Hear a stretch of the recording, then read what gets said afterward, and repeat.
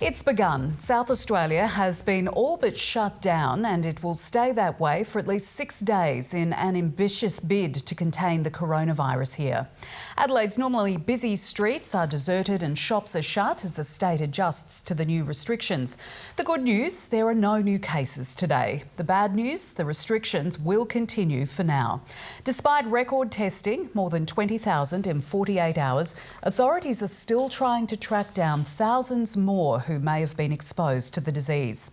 In the meantime, international flights have been cancelled for the rest of the month. State political reporter Isabel Damon was at the Premier's special COVID briefing. Isabel, there's no new cases, so why aren't restrictions being relaxed? Well, Jess, you'll see the lockdown in its truest form here in Rundle Mall tonight, just deserted at a time of year when shoppers would normally be flooding in to do some early Christmas shopping.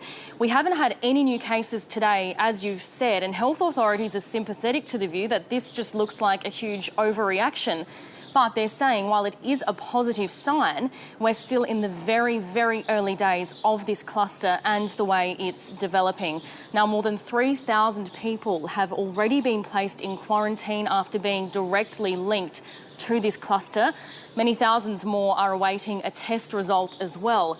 That all means that there is still plenty of opportunity for this virus to emerge in our community, and that would mean health authorities have to individually track all of those people as well. They're saying this lockdown gives them the chance to identify any of those risks and prevent a second wave.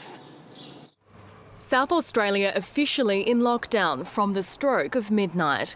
This morning, roads were quiet, parks empty, and beaches usually packed with early walkers deserted.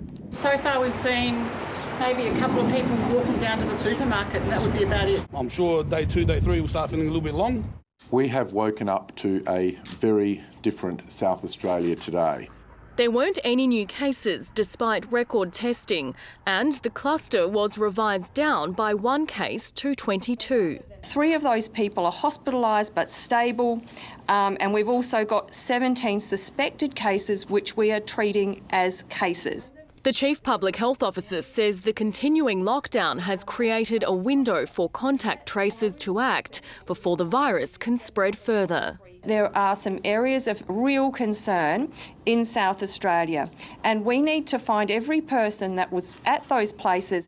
Those places, the Woodville Pizza Bar, Lyle McEwen ED, the Morford Arms Hotel, Eblin Collision Repair at Somerton Park, the Mintleaf Lounge at Mawson Lakes, Funk Coffee at Port Adelaide and Spotlight at Jepps Cross. Exercise outside the home isn't allowed, but walking to a shop to buy essentials is. If you take your dog with you or not is a matter for you. Shopping for alcohol is permitted too as part of a supply run. That direction designed to prevent a different kind of health crisis, withdrawal and mental illness. Unfortunately, in Australia, we've got many people who are dependent on alcohol and are addicted to alcohol. As the shock of a new outbreak begins to subside, more questions are emerging over exactly how the virus ended up in the community. The Police Commissioner today visibly angered by questions about whether a medi-hotel security guard should have been allowed to keep a second job at a pizza bar. You're being completely unreasonable. These people have lives. Now, if we ask these people, including police and nurses, to go into quarantine when they're not at work, we will not have people doing this job.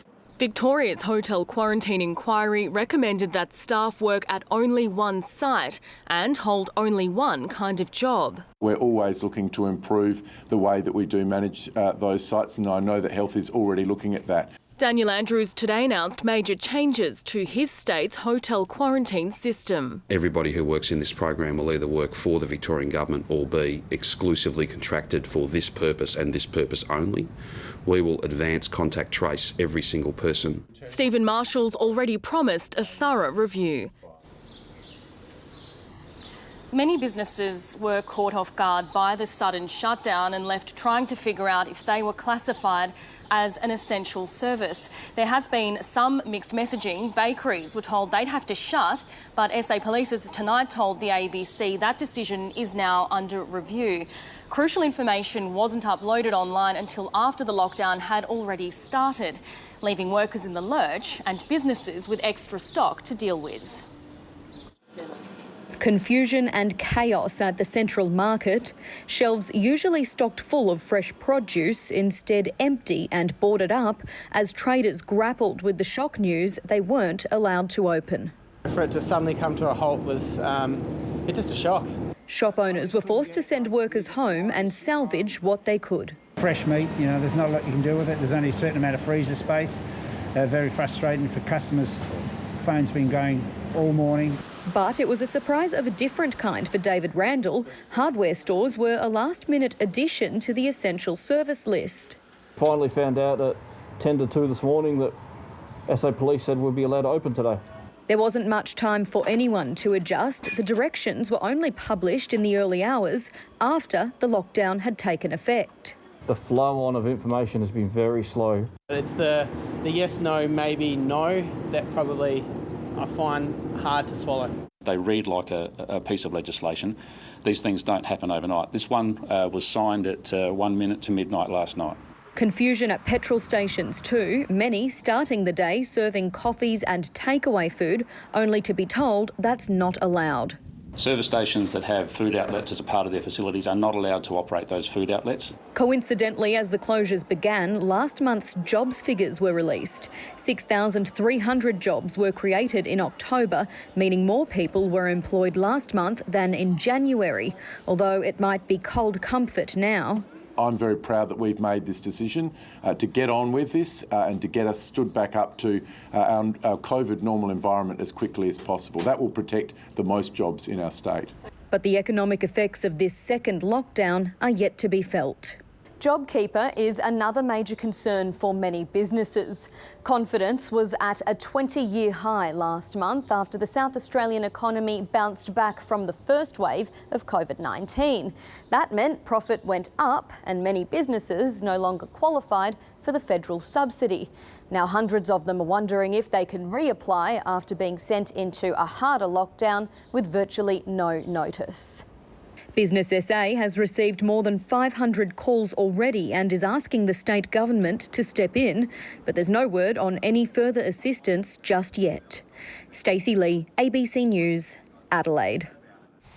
Confusion too for anyone planning a wedding or a funeral, as those events were indefinitely banned from today. Some brides and grooms made the snap decision to rush to the altar before midnight. Alina Ecott reports. This wasn't how Tanya and Stan Kapolitsis expected to say I do, but everything changed when South Australia's lockdown was announced. I stopped to hear the announcements and then I just burst out crying. Already postponed from June, their weekend wedding was suddenly cancelled, so they sprung into action and were married in front of about 70 family and friends 8 hours later. As soon as we rang everyone, they were all more than happy to help us. So it was, it's perfect. Sari Krishnan and Ben Sturm were also set to be married on Saturday, instead tying the knot just hours before the midnight lockdown, with extended family looking on via video call. Yesterday was a perfect example of how things can change so dramatically. So for us, the important thing was just to be married. Another emotional event banned under lockdown laws, funerals. The industry gobsmacked by the decision. My families are devastated. It was completely unexpected. Even where there was a crisis in Victoria, funerals were still allowed to continue. So this would never even have been contemplated as being necessary. Mr Pinder says if the ban continues past 6 days, they'll need emergency storage. This needs to be well thought through if funerals aren't going to be allowed to continue, because there will be a number of logistical and health and emotional crises associated. He's also calling for coffin manufacturers to be included on the essential workers list to ensure adequate supply is maintained. Alina Ecott, ABC News, Adelaide. And while couples were rushing to the altar, Victorians were rushing to the airport to get home before that border closes tonight. Only recently, South Australians were doing the same thing, rushing home to escape Victoria's harsh restrictions. But instead of enjoying more freedom, some are now living through their third lockdown this year. Christmas carols echo down an empty Rundle Mall. But not long ago, it was similar scenes in Melbourne's Bourke Street Mall. For many Victorians back in SA now, this 6-day circuit breaker is their third lockdown. For me, it's been around 9 months now of being in and out of isolation. And so being able to come back to South Australia where my family is, I was really looking forward to everything. So we've just been dreaming about coming back. But yeah, it doesn't really feel like we're in Adelaide because we haven't left the front door. The expat South Australians are still serving their 14-day quarantine, and they're now worried about what lies ahead. Mentally, I don't know how I'm going to be able to handle more lockdowns. The stress and the mental side of it has been really tough. I'm a homebody. I've enjoyed being at home, but I have developed a little bit of social anxiety about going back out into the community. This is also my third lockdown. I lived in Melbourne and was able to rush back to my home state before the border closed a few months ago. Compared to Melbourne's gradual shutdown, this one has been much more sudden and severe. And now Victoria is closing the border to us and to Victorians who are trying to get home. Zainab Guven and her family will make it back just in time. I honestly don't know what I would have done. That was one of my biggest concerns. I was stressing really hard because I actually have no clue what I would have done. So I'm really glad. They'd been stuck in Turkey for 3 months, unable to get a flight home. But today were released from an Adelaide medi-hotel after quarantine. Luck, this time, was on their side.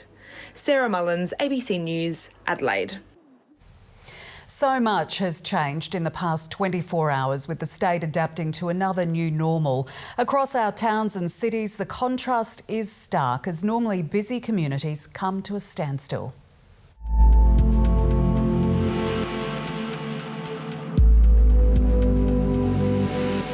We have woken up to a very different South Australia today. 6 days isn't that bad. Everyone thinks it's pretty bad, but no. You are absolutely doing the right thing. We are going to get on top of this.